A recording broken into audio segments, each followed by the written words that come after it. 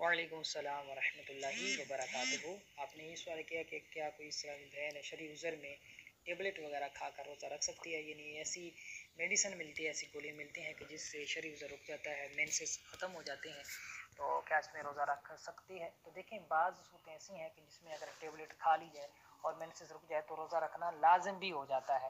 مثال کے طور پر اگر اس نے ٹیبلٹ کھائی اور سحری کا وقت ختم ہونے سے پہلے اس کا جو ہے وہ مینسز ختم ہو گئے، یعنی طلوع صبح صادق سے پہلے اس کے مینسز ختم ہو گئے اور اس کے اندر روزہ رکھنے کی طاقت بھی ہے، تو اب اس دن کا روزہ رکھنا اس پر لازم ہو جائے گا۔ اگر نہیں رکھے گی تو گناہ گار ہوگی۔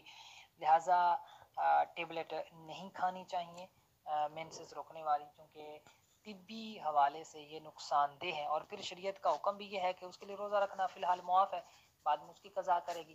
جب شریعت کی جانب سے اس کے لیے معافی ہے تو اس معافی کو لینا چاہیے، اور اس طرح ٹیبلٹ کھا کے روزہ نہیں رکھنا چاہیے، کیونکہ یہ طبی حوالے سے نقصان دہ ہے۔ لیکن اگر بالفرض کوئی عورت کھا لیتی ہے اور اس کے مینسز رک جاتے ہیں، حیض رک جاتا ہے، تو پھر وہ اگر طلوع صبح صادق سے پہلے رک جاتا ہے تو ایسی صورت میں وہ روزہ رکھے گی۔ واللہ اعلم ورسولہ اعلم۔